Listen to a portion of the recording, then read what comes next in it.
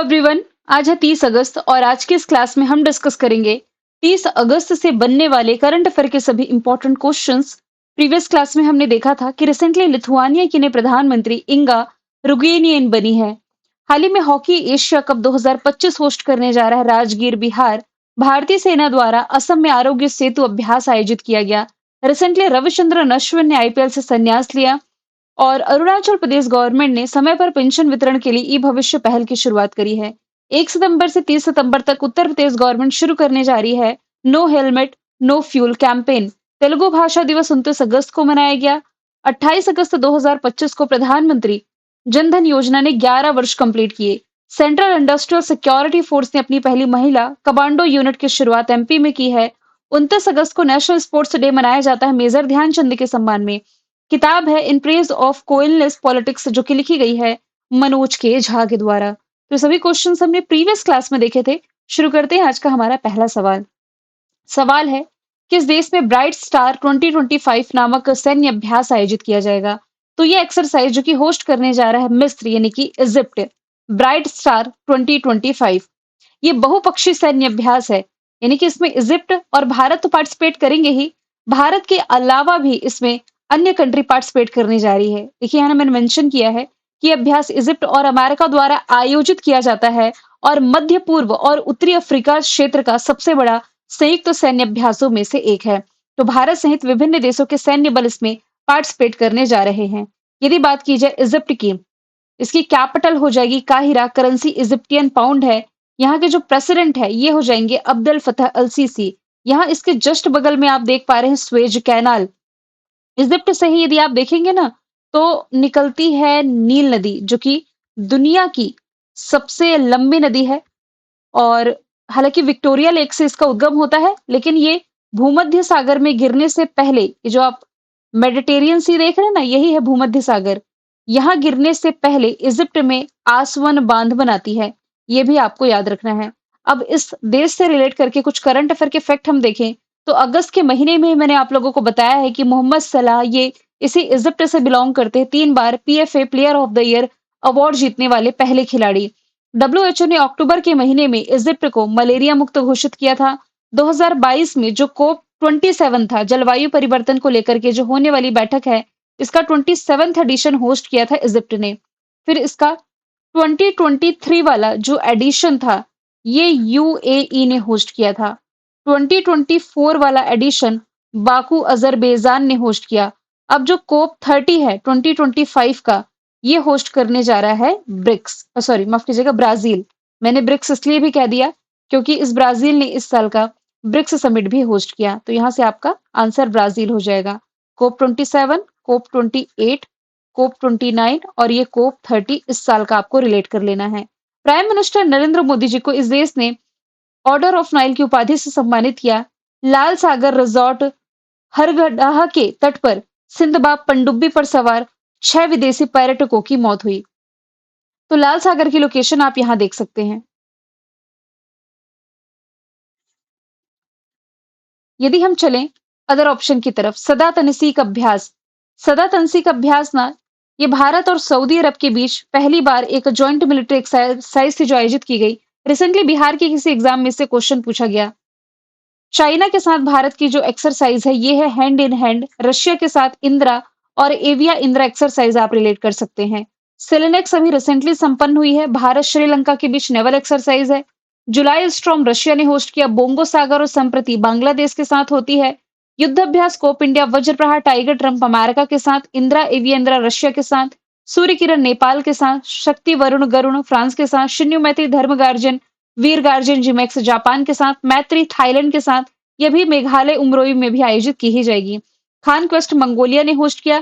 टेलिस्मैन sabre सैन्य अभ्यास America और ऑस्ट्रेलिया के बीच। उल्ची फ्रीडम सैन्य अभ्यास साउथ कोरिया और अमेरिका के बीच। आरोग्य सेतु असम में आयोजित की गई और मैत्री अभ्यास भारत थाईलैंड के बीच में अब शुरू होने जा रहा है। अगला सवाल है, हाल ही में न्यू वर्ल्ड स्क्रूवम संक्रमण के अपने पहले मानव मामले की पुष्टि किस देश में की गई है?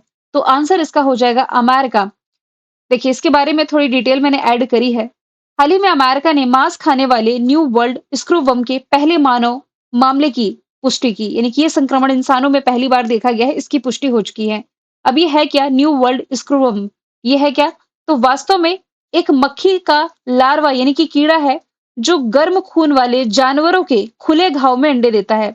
यदि किसी जानवर को चोट लगी हुई है और उसका घाव खुला हुआ है, तो खुले घाव में ये अंडे देता है और ये अंडे जल्दी फूटते हैं और लार्वा इसे ही कहा जाता है स्क्रूवर्म। तो अभी तो हम ये जानवरों में देख रहे हैं, लेकिन ये इंसानों में इसकी पुष्टि रिसेंटली की गई है अमेरिका में। तो ये परजीवी गर्म खून वाले या गर्म रक्त वाले जानवरों और कभी-कभी मनुष्यों में संक्रमण का खतरा पैदा कर सकते हैं, जो कि बेहद दर्दनाक हो सकता है। अमेरिका की ये बात की जा रही है, जिसकी capital Washington DC, currency dollar, president Donald Trump है। रिसेंटली भारत ने अमेरिका को की जाने वाली जो सभी डाक वस्तुओं पर या डाक सेवाएं थी ना, इस पर अस्थायी रूप से बैन लगाया है। इसके अलावा राष्ट्रपति डोनाल्ड ट्रंप ने सर्जियो गोर को भारत में अमेरिका का अगला राजदूत नियुक्त किया। दुनिया भर में मशहूर अमेरिकी जज फ्रैंक केप्रियो का निधन हुआ। डोनाल्ड ट्रंप और रशिया के व्लादिमीर पुतिन के बीच जो पहली मीटिंग थी, काफी लंबे समय बाद अलास्का में आयोजित की गई। अमेरिका ने तीसरी बार यूनेस्को से हटने का फैसला किया। Javelin anti tank guided missile इसी देश ने विकसित की है। गोल्डन डोम एक अंतरिक्ष आधारित मिसाइल सुरक्षा प्रणाली इसने विकसित की है। अमेरिका ने मुंबई हमले के दोषी तहव्वूर राणा को भारत को सौंपा है। अल्जीमर अल्जाइमर रोग का इनिशियल लेवल पर पता लगाने के लिए इसने पहले ब्लड टेस्ट को मंजूरी दी। पहले मानव ब्लैडर यानी कि मूत्राशय का इसने सफल प्रत्यारोपण किया है। एलन मस्क इन्होंने नई राजनीतिक दल का ऐलान किया, जिसका नाम है अमेरिका पार्टी। यहाँ के उपराष्ट्रपति जेडी वेंस ये अप्रैल के महीने में भारत के दौरे पर आए हुए थे। पनडुब्बी ट्रैकिंग के लिए सोनो बॉय पर भारत अमेरिका के बीच साझेदारी हुई है। बाल्ड ईगल को इसने अपना ऑफिशियली तौर पर राष्ट्रीय पक्षी डिक्लेयर किया। Dark eagle anti missile system इसी ने विकसित की है। अगला सवाल है, हाल ही में हवाई में किस ज्वालामुखी से विस्फोट उठा है, या आप कह सकते हैं लावा में विस्फोट देखने को मिला है, लावा फूटा है। आंसर इसका हो जाएगा माउंट किलाउआ। अब ये जो हवाई है ना, ये पैसिफिक ओशन में है, अमेरिका के पास में। यहाँ पर जो लावा है, ये 100 फीट की ऊंचाई तक हवा में उछला और इसके कारण इसने लोगों का ध्यान आकर्षित किया है। ये विस्फोट जो है, ये दिसंबर 2024 के बाद से आप कह सकते हैं इस ज्वालामुखी में 31वां विस्फोट है जो कि दर्ज किया गया है। ये दुनिया के सबसे सक्रिय ज्वालामुखियों में से एक है, सबसे एक्टिव वॉल्केनो में से एक है। वैसे यहाँ पर स्टैटिक जीके वाला फैक्ट आप रिलेट कर सकते हैं। जैसे कि आपने 3 तरीके के ज्वालामुखी पढ़े होंगे। एक है सक्रिय ज्वालामुखी, सक्रिय ज्वालामुखी जिसमें कि लगातार विस्फोट बना रहता है। फिर इसमें एक होता है प्रक्षुब्ध ज्वालामुखी। प्रक्षुब्ध ज्वालामुखी मतलब कि काफी समय से विस्फोट हुआ तो नहीं है, लेकिन आगे विस्फोट होने के चांसेस हैं। एक होता है शांत ज्वालामुखी, कि हजारों वर्षों से, सैकड़ों वर्षों से विस्फोट नहीं हुआ है और आगे भी विस्फोट होने के कोई चांसेस नहीं है। तो यहाँ हम कुछ एक्टिव वॉल्केनो के एग्जाम्पल देख लेते हैं, स्टैटिक जीके में आपको हेल्प करेंगे। जैसे कि यहाँ पर मैं कुछ एक्टिव वॉल्केनो का डिस्कशन कर देती हूँ और कुछ प्रमुख ज्वालामुखी भी जो चर्चे में रहते हैं। जैसे कि कोटोपैक्सी ज्वालामुखी, ये साउथ अमेरिका में स्थित है, इक्वाडोर में। तो आपको ये रिलेट करना है कि दुनिया का सबसे ऊंचा ज्वालामुखी पर्वत ये आपका कोटोपैक्सी ही हो जाएगा। फिर है ओजस जल सलादो, ये दुनिया में सबसे ऊंचाई पर स्थित सक्रिय ज्वालामुखी का एग्जाम्पल है, एक्टिव वॉल्केनो का एग्जाम्पल। और यहाँ पर क्या है, दुनिया का सबसे ऊंचा ज्वालामुखी पर्वत यदि पूछा जाए तो कोटोपैक्सी, सबसे ऊंचाई पर स्थित सक्रिय यानी कि एक्टिव वॉल्केनो पूछा जाए तो ओजस जल सलादो, ये है अर्जेंटीना चिली के बॉर्डर पर। एकांकागुआ, ये एंडीज पर्वतमाला में है और ये विश्व में सबसे ऊंचाई पर स्थित शांत ज्वालामुखी का एग्जाम्पल है। इसके अलावा विसुवियस ज्वालामुखी, ये इटली में है, प्रक्षुब्ध ज्वालामुखी का एग्जाम्पल है। प्रक्षुब्ध ज्वालामुखी जस्ट मैंने बताया है क्या होता है। इसके अलावा इटली से 2 प्रमुख एक्टिव वॉल्केनो के नाम आपको रिलेट करने हैं जो एग्जाम में पूछा जाता है। माउंट एटना और स्ट्रोम्बली, ये दोनों एक्टिव वॉल्केनो के एग्जाम्पल हैं। जो स्ट्रोम्बली है ना, ये एक सक्रिय ज्वालामुखी है इटली के सिसिली द्वीप में, मतलब कि ये उत्तर में लिपारी द्वीप पर स्थित है और इसे ही भूमध्य सागर का प्रकाश स्तंभ भी कहा जाता है। अगला सवाल है, गगनयान मिशन के तहत पहला एकीकृत वायु ड्रॉप परीक्षण यानी कि इंटीग्रेटेड एयर ड्रॉप टेस्ट ये किस अंतरिक्ष एजेंसी ने सफलतापूर्वक पूरा किया? तो आंसर इसका हो जाएगा इसरो, जो कि भारत की स्पेस एजेंसी है। इसके बारे में थोड़ी डिटेल हम डिस्कशन कर ही लेते हैं। इसरो ने अपना पहला AIDT-1 का सफल परीक्षण कर लिया है, जो देश के पहले मानव अंतरिक्ष उड़ान कार्यक्रम जिसका नाम गगनयान है, इसकी तैयारियों के लिए एक अहम मील का पत्थर साबित हुआ है। तो ये जो इंटीग्रेटेड एयर ड्रॉप टेस्ट है, जो कि यहाँ मैंने मेंशन भी किया है, एयर ड्रॉप टेस्ट, ये एक विशेष परीक्षण है जिसका जो मेन पर्पस है ये सुनिश्चित करना है कि गगनयान क्रू मॉड्यूल के लिए डिजाइन किया गया पैराशूट सिस्टम वास्तविक परिस्थितियों में मजबूती से काम करता है या नहीं। अब मैं इसे आप लोगों को समझा देती हूँ। यहाँ पर जो टर्म लिखा हुआ है ना, इंटीग्रेटेड एयर ड्रॉप टेस्ट, ये एक ऐसा टेस्ट है जिसमें कि इसरो ने अपने पैराशूट आधारित जो ब्रेकिंग सिस्टम है ना, इसी का टेस्ट किया है।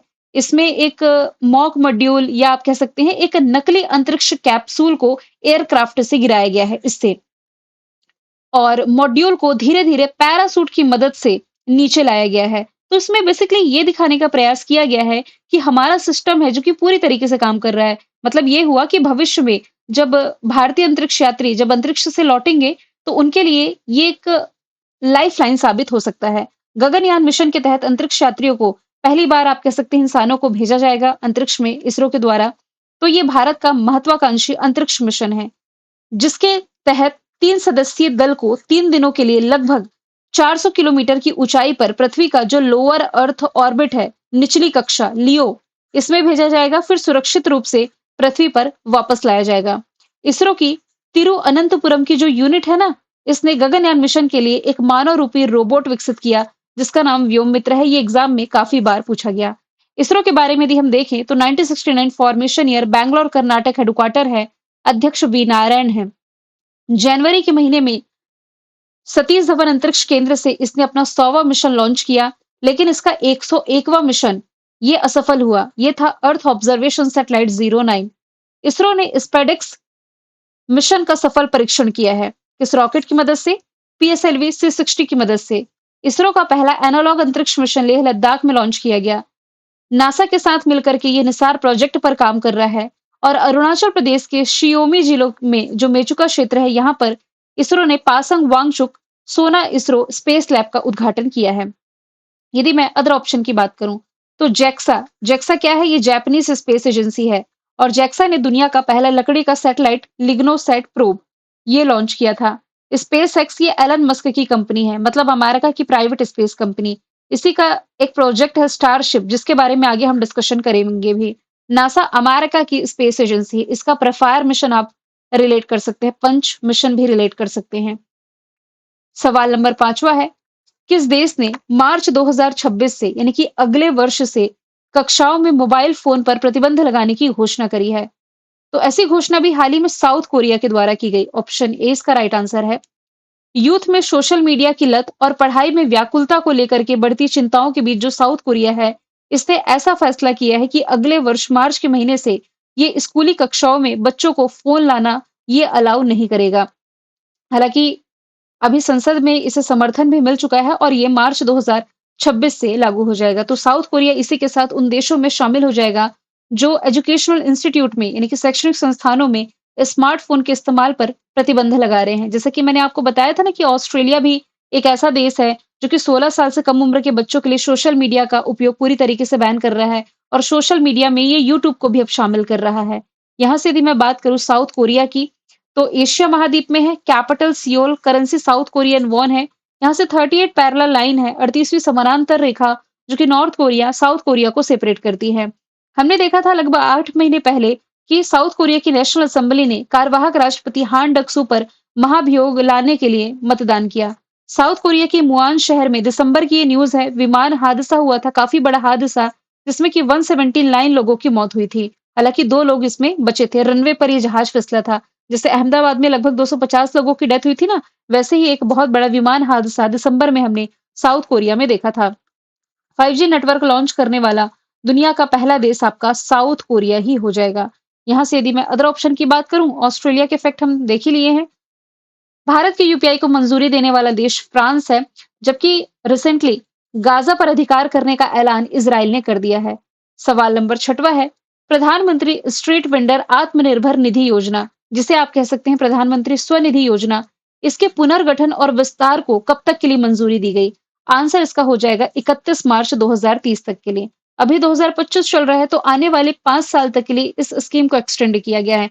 पीएम यानी कि प्रधानमंत्री Svanidhi, SWA street vendor Atmanirbhar Nidhi योजना। बेसिकली ना ये जो योजना है लॉकडाउन के टाइम में शुरू की गई थी रेहड़ी मजदूरों के लिए, जो कि सड़कों के किनारे छोटी छोटी दुकानें लगाते हैं, लॉकडाउन के कारण बहुत ज़्यादा प्रभावित हुए थे, तो उन्हें फाइनेंशियल हेल्प करने के लिए सरकार ने स्वनिधि योजना की शुरुआत करी थी। अब ये एक्सटेंड करी जा रही है 31 मार्च 2030 तक के लिए। इस योजना के लिए कुल जो वित्तीय आवंटन है, ये 7,332 करोड़ रुपए का है, जिसका पर्पस है 50 लाख नए लाभार्थियों सहित 1.15 करोड़ स्ट्रीट वेंडर को इसका लाभ पहुंचाना है।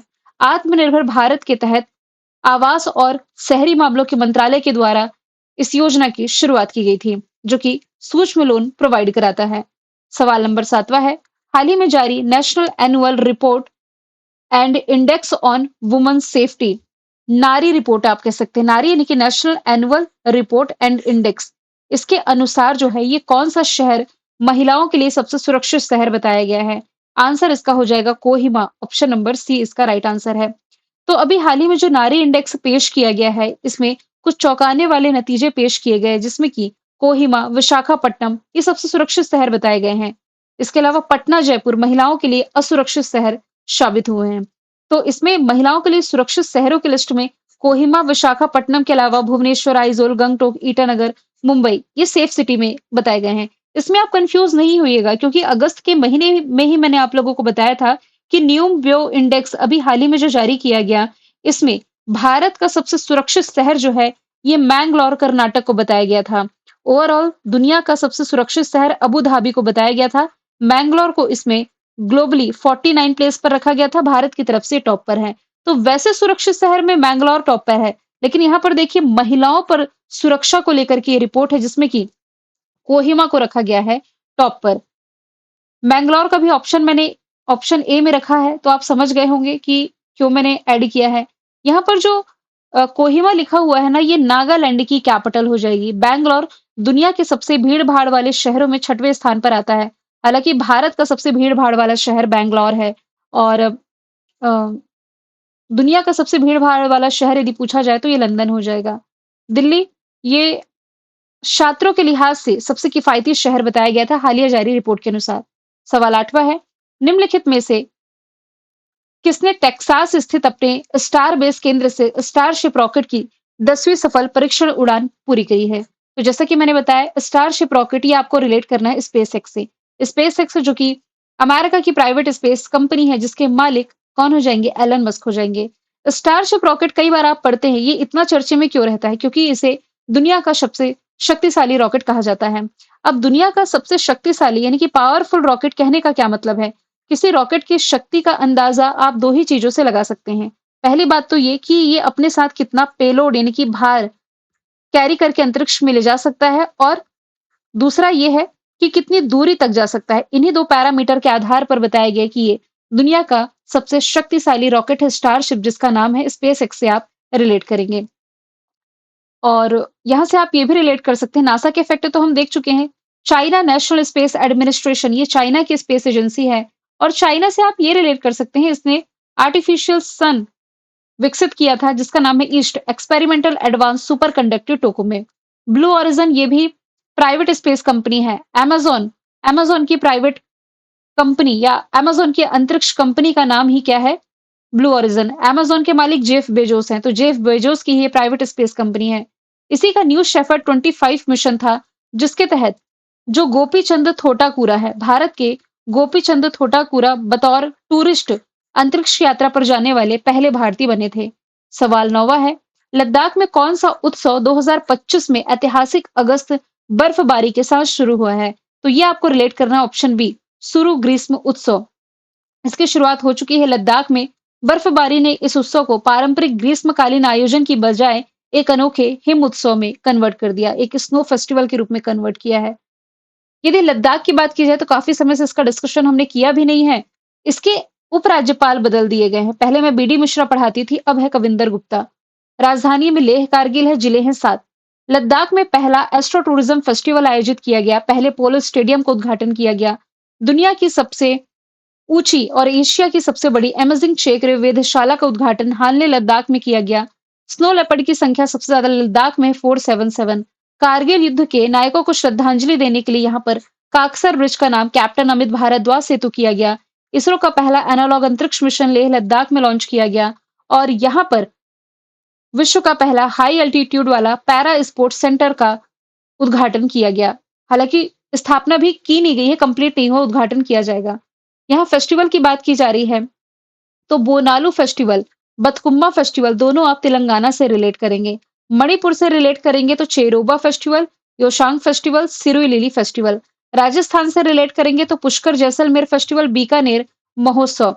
अच्छा, कचई लेमन ये भी मणिपुर से रिलेट करिए। मोंडेरा डांस फेस्टिवल गुजरात का, हेमिस फेस्टिवल लद्दाख का, सोनपुर मेला बिहार का, हरेली छेरछेरा छत्तीसगढ़ का, नागा मिर्च फेस्टिवल नागालैंड का, परशुराम मेला अरुणाचल प्रदेश का, सरूल झारखंड का, समक्का सरक्का तेलंगाना का, गीता महोत्सव हरियाणा का। सवाल 10वां है, जम्मू कश्मीर बैंक के नए गैर कार्य अध्यक्ष के रूप में किसकी नियुक्ति की गई है? आंसर इसका हो जाएगा S Krishnan, option number D. Jammu Kashmir bank के ये नए गैर कार्यकारी अध्यक्ष के रूप में नियुक्त कर दिए गए हैं। अपॉइंटमेंट का यदि डिस्कशन है तो उपराष्ट्रीय सुरक्षा सलाहकार अनीस दयाल सिंह बने, दिल्ली पुलिस के नए आयुक्त सतीश गोलचा, टाटा सन्स के निदेशक नोएल टाटा, उप सेनाध्यक्ष पुष्पेंद्र सिंह, एसएसबी के महानिदेशक संजय सिंघल, गिफ्ट सिटी के सीईओ संजय कौल, रॉ के प्रमुख पराग जैन, राष्ट्रीय महिला आयोग के प्रमुख विजय किशोर, रेलवे बोर्ड के सतीश कुमार, 52वें मुख्य न्यायाधीश बी.आर. गवई, इसरो के प्रमुख V Narayan, prime minister Narendra Modi की निजी सचिव निधि तिवारी, यूपीएससी के हेड अजय कुमार, आईबी के तपन डेका, डीआरडीओ के समीर कामत।